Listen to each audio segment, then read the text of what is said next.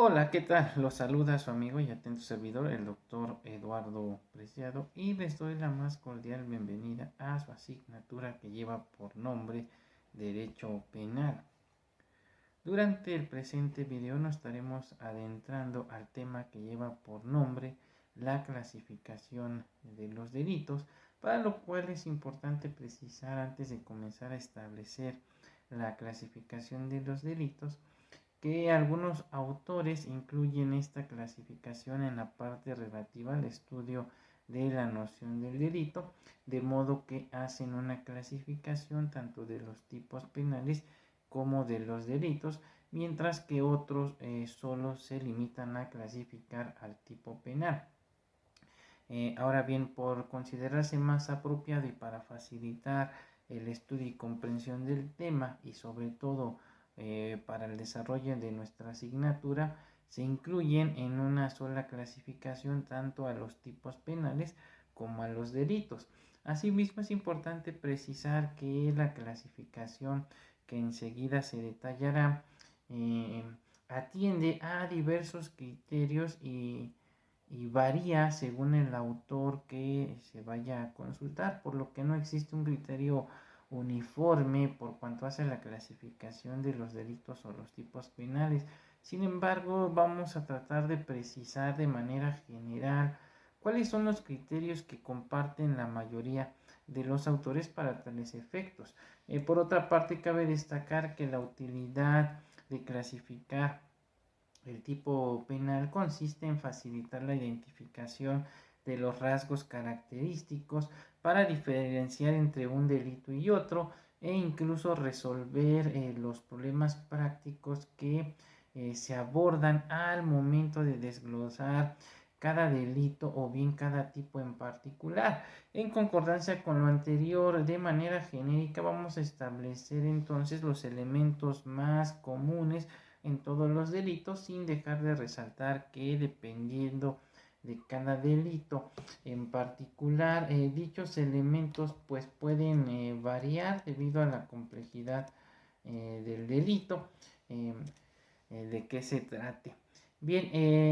expuesto lo anterior, entonces vamos a analizar a la clasificación de los delitos. La clasificación de los delitos o los tipos penales, como ya lo comentamos, puede variar dependiendo del autor que se consulte. Sin embargo, la mayoría de los estudiosos de la teoría del delito coinciden en algunos aspectos que vamos a analizar a continuación. Los delitos en relación a su conducta, es decir, por el comportamiento del sujeto activo,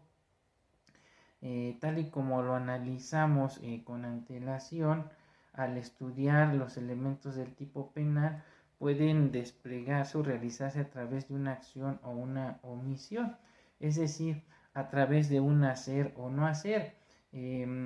Por acción debemos entender una actividad de parte del agente o sujeto activo, es decir, un hacer, o dicho de otra manera, cuando la conducta típica consiste en un comportamiento de carácter positivo. Por ejemplo, en el delito de robo se requiere por regla general la acción de apoderarse de una cosa ajena inmueble y sin consentimiento de quien pueda otorgarlo, o en el homicidio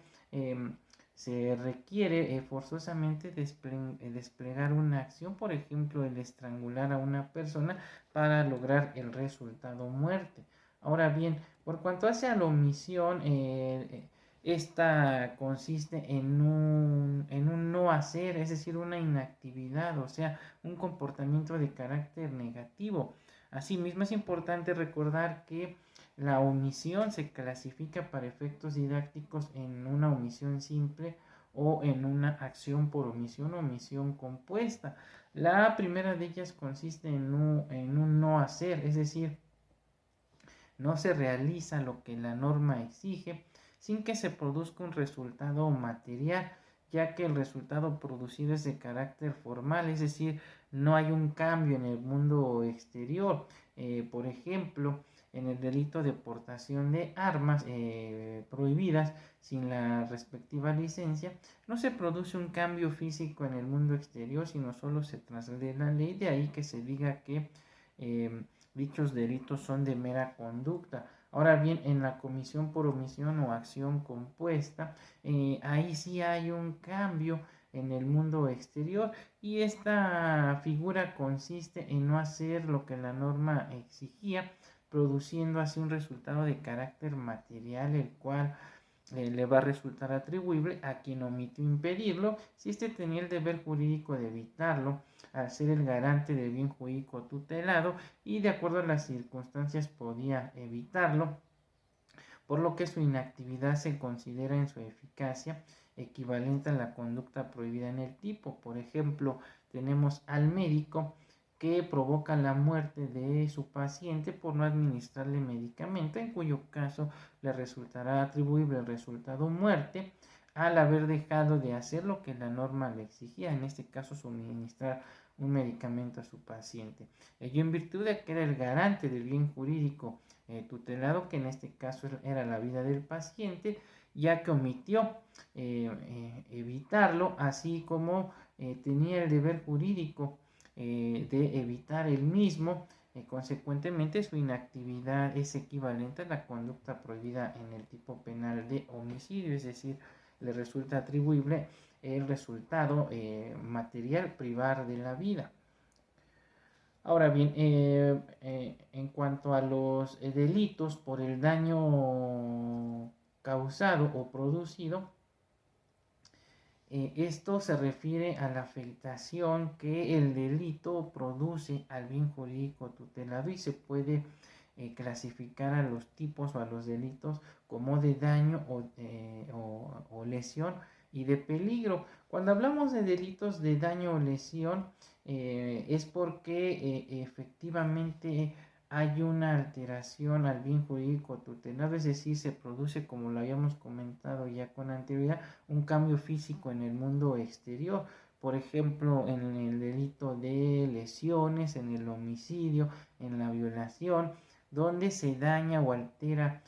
o destruye efectivamente el bien jurídico tutelado. Lo mismo sucede en el delito de daño a la propiedad. Ahora bien, en los delitos de peligro, aquí propiamente no se daña el bien jurídico tutelado, sino que únicamente se pone en peligro. Sin embargo, la ley castiga al sujeto activo por el riesgo en que colocó al bien jurídico tutelado, tal y como ocurre en el delito de omisión de auxilio, en la falsedad de declaraciones, en el delito de asociación delictuosa y de delincuencia organizada, ya que no se sanciona el resultado de la conducta, sino simplemente la peligrosidad de la misma. Peligro a su vez, el peligro a su vez puede ser efectivo o presunto. Hablaremos de un peligro efectivo cuando el riesgo es mayor o existe más probabilidad de causar una afectación, por ejemplo, el delito de disparo de arma de fuego y ataque peligroso contemplados en los artículos 253, fracción primera, segunda y tercera del Código Penal del Estado de México, o el delito de peligro de contagio previsto y sancionado por el artículo 252 del Código Penal del Estado de México. En cambio, vamos a hablar de que el peligro será presunto cuando el riesgo de afectar al bien sea menor, por ejemplo, en el delito de abandono de cónyuge e hijos, la omisión de socorro, el abandono de atropellados y el abandono de personas. Ahora bien, por cuanto hace al resultado, según la consecuencia derivada de la conducta típica, el delito puede ser de resultado formal o material. Vamos a hablar de un resultado material o de mera conducta cuando para la integración del delito no se requiere que se produzca un resultado que produzca un cambio en el mundo exterior, pues basta con realizar la acción o la omisión para que surja el delito y tenga vida jurídica, por ejemplo, en la aportación de arma prohibida, la falsedad de declaraciones, la omisión de auxilio, la asociación delictuosa, la delincuencia organizada y la apología del delito. En cambio, vamos a hablar de un resultado de carácter material donde es necesario un resultado perceptible a través de los sentidos, de manera que la acción o la omisión del sujeto activo debe ocasionar una alteración en el universo de las cosas, tal y como ocurre en los delitos de homicidio, lesiones, daño a la propiedad o a los bienes, el fraude, etcétera. Ahora bien, los delitos en cuanto a su intencionalidad o su aspecto interno suelen ser clasificados en dolosos o culposos. Cuando el sujeto comete el delito o la infracción penal con la intención de realizarlo, estamos hablando de que está actuando con dolo. De esta forma, en la materia penal actúa dolosamente el que, conociendo los elementos objetivos del hecho típico de que se trate o previendo como posible resultado, quiere o acepta el resultado de su conducta. Es decir, el dolo a su vez se clasifica en lo que se conoce como el dolo directo y el dolo indirecto. En el dolo directo el sujeto quiere y consigue el resultado deseado. Por ejemplo, le da de beber a una persona un té con veneno y logra la muerte. Estamos hablando de un dolo directo porque quería y provocó el resultado deseado. En cambio, hablaremos de un dolo indirecto cuando el sujeto no quiere el resultado, pero acepta las consecuencias del mismo. De ahí que también se le conozca doctrinalmente este tipo de dolo como dolo de consecuencias necesarias. El sujeto que pone una bomba deseando la muerte de X persona, pero desafortunadamente muere esta persona y además las que lo estaban acompañando. En ese caso en particular estaríamos hablando de dolo directo en relación a la persona que deseaba que muriera, y dolo indirecto en relación a las personas que desgraciadamente por encontrarse con la víctima pues también resultaron muertas durante el evento. Ahora bien, el delito va a ser culposo, imprudencial o no intencional cuando se comete sin la intención de cometerlo, es decir, este se presenta en virtud de la negligencia, falta de cuidado o imprevisión, imprudencia por parte del sujeto activo. Por ejemplo, en el delito de homicidio, lesiones, daño y propiedad ajena derivados del tránsito de vehículos. Ahora bien, algunos códigos penales todavía contemplan lo que se conoce como el delito preintencional o ultraintencional, es decir, cuando el agente desea un resultado típico pero de menor intensidad o gravedad al producido, de manera que este ocurre por imprudencia en el actuar. Por ejemplo, el sujeto quiere lesionar a alguien pero su actuar produce la muerte. La preterintención, desde luego, ya fue derogada tanto del Código Penal Federal, el del Estado de México, así como en el Código Penal de la Ciudad de México. Sin embargo, aún existen algunos códigos estatales que aún la contemplan, por lo que por cultura general debemos tener presente que se debe entender por esta figura. Ahora bien, continuando con la clasificación de los delitos y los tipos penales, los delitos suelen ser clasificados en relación a su estructura por la afectación que se produce al bien jurídico tutelado. De esta manera, el delito puede ser clasificado en simple cuando el delito cometido consta de una sola lesión, es decir, solamente se afecta un bien jurídico tutelado, tal y como ocurre en el delito de homicidio, de robo, de lesiones, etcétera. El delito puede ser complejo cuando el delito en su estructura consta de más de una afectación, por lo que pudiera surgir un concurso aparente de normas, ya que aparentemente los tipos penales le resultan aplicables al mismo hecho. Sin embargo, lo que en realidad ocurre es que prevalece solo un determinado precepto legal, por regla general el de mayor gravedad o protección al bien jurídico tutelado. Por ejemplo, en la violación, el sujeto activo para someter a la víctima e imponerle la cópula le causa lesiones que tardan en sanar más de 15 días. Surge entonces la disyuntiva de si se trata un concurso de delitos o más bien es propiamente un concurso aparente de normas, ya que la violencia desde luego es el medio comisivo. En consecuencia, debe prevalecer el delito de violación sobre las lesiones, ya que la violencia física se convierte en el medio comisivo, pues si existiese el consentimiento por parte de la víctima, pues desde luego no habría violación. Y no obstante de que se dañaron diversos bienes jurídicos tutelados, como pudiera ser la integridad física y la libertad sexual, la norma de mayor protección, que en este caso es la violación, absorbe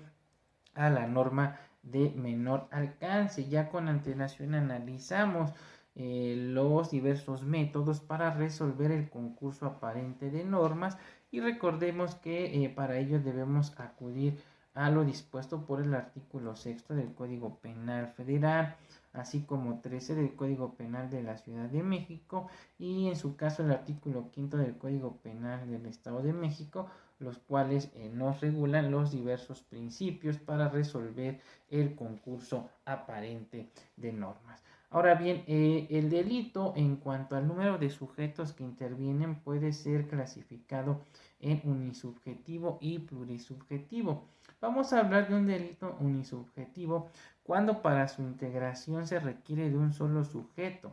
Ejemplo, en los delitos de homicidio, lesiones, robo, violación y prácticamente cualquiera que no exija la concurrencia de dos o más activos,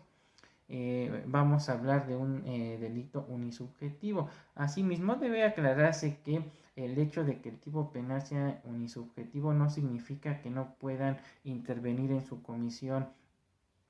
más de dos sujetos. Sin embargo, los que intervengan en su comisión responderán ya sea a título de autores o partícipes según el caso en particular. Ahora bien, cuando hablamos de un delito plurisubjetivo, eh, estamos haciendo referencia a aquel que para su integración requiere de la concurrencia de dos o más sujetos. Por ejemplo, el delito de adulterio previsto aún en algunos códigos penales estatales, el delito de incesto, el relativo a la delincuencia organizada, la asociación delictuosa, el cohecho, ya que un solo sujeto activo no puede incurrir en ninguno de los delitos antes de referencia, sino que necesariamente requerimos en alguno caso de dos y hasta tres personas, sobre todo en los relativos a los delitos de asociación delictuosa y delincuencia organizada. Continuando con la clasificación de los delitos, estos también suelen ser clasificados por el número de los actos que se requieren para su integración y dependiendo de la cantidad de actos, entonces el delito puede ser unisubsistente, es decir, requiere para su integración de un solo acto, por ejemplo, el homicidio, las lesiones, el daño en propiedad ajena, el abuso de confianza, etcétera, ya que solo requieren de un acto para su consumación. A contrario sensu, vamos a hablar de un delito plurisubsistente cuando el delito se integra por la concurrencia de varios actos. Cada conducta por sí sola de manera aislada no constituye un delito, sino más bien todas en su conjunto constituyen un delito en virtud de afectar un mismo sujeto pasivo y por ende afectan un mismo bien jurídico tutelado, tal y como pudiera ocurrir en el denominado robo hormiga o en ciertos tipos de fraudes donde se cometen varias acciones pero recaen sobre un mismo sujeto pasivo y se afecta el mismo bien jurídico tutelado. Ahora bien, los delitos por su duración se pueden clasificar en instantáneos con unidad de evento, continuados o permanentes o continuos. El delito instantáneo es aquel que se consuma en el momento en que se realizan todos sus elementos, es decir, en el mismo instante de agotarse la conducta, se produce el delito, por ejemplo, el homicidio, el robo, las lesiones, entre otros. Vamos a hablar de delitos con unidad de evento cuando el legislador en forma específica establezca que el delito deba ser ejecutado a través de diversas acciones típicas sucesivas de naturaleza patrimonial, siempre que los ofendidos sean distintos y en forma que se afecte el bien jurídico tutelado. La unidad del evento excluye el concurso, por lo que el delito se sanciona como si se tratase de una sola conducta. Esta figura es propia del Código Penal del Estado de México y está regulada en su artículo octavo, fracción segunda, párrafo segundo del Código Penal del Estado de México. Ahora bien, el delito va a ser continuado cuando se produce con varias conductas un solo resultado. En este orden de ideas, los diversos comportamientos son de la misma naturaleza, ya que van encaminados a un mismo fin. Así se dice que hay pluralidad de conductas y unidad de resultados. Por ejemplo, la vendedora de una casa de modas que cada día roba alguna prenda hasta completar un hojar de novia. Ahora bien, finalmente el delito va a ser permanente o continuo cuando el sujeto realiza la conducta y ésta se prolonga en el tiempo a voluntad del activo, por ejemplo, en los delitos de privación de la libertad personal, todo lo relativo al secuestro, desaparición forzada de personas, sustracción y retención de menores, entre otros. Continuando con la clasificación de los delitos, estos van a ser clasificados de acuerdo al requisito de procedibilidad de la siguiente manera. Vamos a tener a los delitos por denuncia, por querella o por algún requisito equivalente. Por denuncia debemos entender aquel requisito de procedibilidad mediante el cual cualquier persona que tenga conocimiento de un hecho posiblemente constitutivo de delito, tiene la obligación de ponerlo en conocimiento del Ministerio Público y este se perseguirá de manera oficiosa. Ahora vamos a hablar de la querella, del requisito de procedibilidad, donde resulta necesaria la petición de la parte ofendida para proceder en contra del imputado, por lo que cuando el Ministerio Público tenga conocimiento de la comisión de un delito que dependa para su persecución de la querella, pues deberá comunicárselo a la víctima o ofendido de inmediato a efecto de que acuda a cubrir el requisito de procedibilidad establecido en este caso por los artículos 148 y 221 del Código Nacional de Procedimientos Penales. Ahora bien, vamos a entender por requisitos equivalentes aquellos que cuando el Ministerio Público tenga la obligación de verificar si se encuentran cubiertos o no algunos requisitos excepcionales previo al ejercicio de la acción penal y que normalmente no están regulados de forma expresa por el Código Nacional de Procedimientos Penales, sino en alguna ley especial como pudiera ser el Código Fiscal de la Federación, la ley de instituciones de crédito, la ley de sistema de ahorro para el retiro o incluso en la propia Constitución federal o un tratado internacional, y que pueden consistir en la manifestación, la opinión, resolución o solicitud de alguna autoridad, de algún organismo público o incluso de un gobierno extranjero para que se proceda penalmente en contra de una persona. Consecuentemente, cuando el Ministerio Público tenga conocimiento de un hecho delictivo cuya persecución dependa de un requisito equivalente, pues debe requerir a la autoridad o organismo público para que ésta a su vez determine si se va a proceder o no en contra del justiciable. En concordancia con lo anterior, dentro de los requisitos equivalentes que se contemplan en la legislación procesal penal, tenemos a la figura de la autorización y de la excitativa. La autorización consiste en la aprobación que otorgan los representantes de los órganos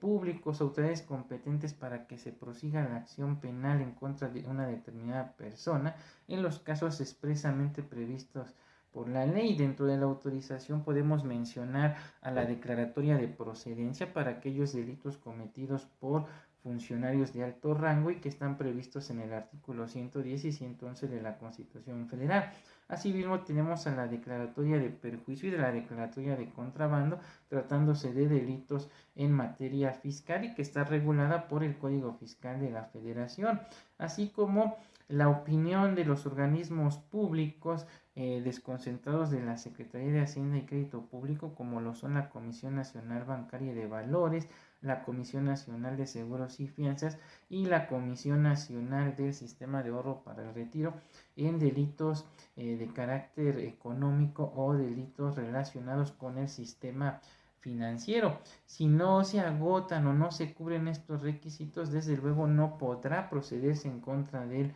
imputado. Y finalmente, por cuanto hace a la excitativa,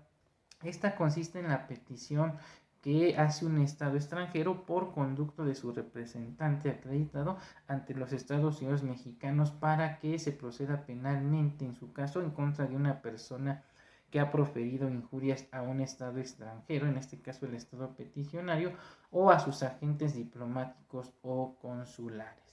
Ahora bien, el delito también suele ser clasificado en cuanto a su prosecución o persecución de la siguiente manera. Tenemos a los delitos de oficio y a los delitos a petición de parte ofendida. Los delitos de oficio se presentan cuando la denuncia del hecho presuntamente constitutivo de delito puede formularla cualquier persona que tenga conocimiento del mismo, incluso si la autoridad se entera de la existencia del delito y no existe denuncia. La autoridad tiene la obligación de proceder a iniciar la investigación. Ahora, por cuanto hace a los delitos de petición de parte ofendida, estos, a contrario censo de los delitos que se persiguen de oficio, pues requieren de la petición de la parte ofendida, o sea, solamente se pueden investigar a través de lo que es la querella del pasivo de sus legítimos representantes. Por lo que para proceder en contra del imputado se requiere de la petición de la parte ofendida o de la querella correspondiente. Y asimismo tenemos a los delitos relativos a la figura de la autorización a la excitativa, los cuales ya explicamos con antelación, por lo que para efecto de no dilatar más el presente video y continuar con la explicación de las diversas clasificaciones del delito, vamos a analizar ahora a cómo deben clasificarse los delitos en virtud de la materia o del fuero. Esta clasificación trata de seguir un criterio dependiendo de la materia a la cual pertenece el delito.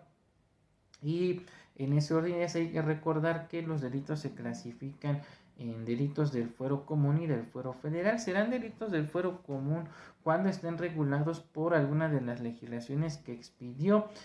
un congreso local, como pudiera ser el Congreso de la Ciudad de México, el del Estado de México, el de Veracruz, etcétera. Y estaríamos hablando de un delito de carácter federal cuando la conducta esté regulada en alguna de las leyes expedidas por el Congreso de la Unión conforme a las facultades que le confiere el artículo 73, fracción primera, incisos A, B y C, que regulan su potestad soberana para regular lo concerniente a los delitos y las faltas que atentan contra la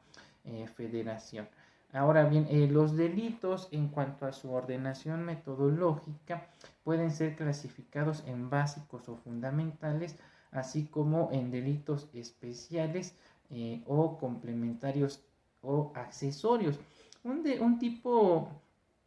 básico fundamental es el que sirve de eje o base y del cual derivan otros con el mismo bien jurídico. El tipo básico entonces contiene el mínimo de elementos y es la columna vertebral de cada grupo de delitos. Por ejemplo, el delito de robo previsto en el artículo 220 del Código Penal de la Ciudad de México, o el previsto por el artículo 287 del Código Penal del Estado de México, el homicidio previsto en el artículo 123 del Código Penal de la Ciudad de México, así como 241 del Código Penal del Estado de México. Ahora bien, vamos a hablar de un delito especial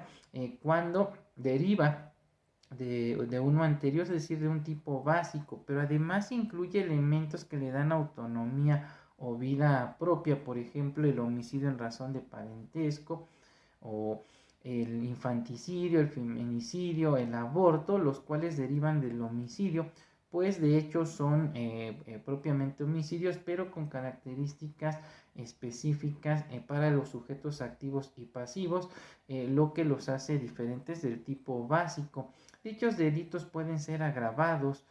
o calificados, así como atenuados o privilegiados. El aborto, por ejemplo, es privilegiado, mientras que el homicidio en razón de parentesco es agravado, tal y como ocurre en los códigos penales federal como de la Ciudad de México. Ahora bien, cuando hablamos de un delito complementario o accesorio, este es un tipo básico adicionado con otros aspectos o circunstancias que modifican su punibilidad, de manera que lo agravan o atenúan. Además, este no tiene vida autónoma, como en el caso del delito especial, por ejemplo, el robo en casa habitación, con una pena agravada, según el lugar donde se cometa, como ocurre también en el homicidio en razón de parentesco y el infanticidio en el Código Penal del Estado de México. Ahora bien, los delitos por cuanto a su composición se pueden clasificar en normales o anormales. Van a ser normales cuando la descripción contiene solamente elementos objetivos, por ejemplo el homicidio. Vamos a hablar de un tipo anormal cuando se integra de elementos objetivos, subjetivos y normativos. Bien, con esto estaríamos concluyendo entonces el presente video y estaríamos analizando ya en uno subsecuente lo relativo a el desglose de cada delito en particular, para lo cual comenzaríamos por el delito de homicidio. Desde luego, como se los comenté, dependiendo del autor puede variar la clasificación, así que puede haber alguno o más de los elementos de los que mencionamos. Sin más que comentar por el momento, se despide de ustedes su amigo y atento servidor, el doctor Eduardo Preciado. Hasta pronto.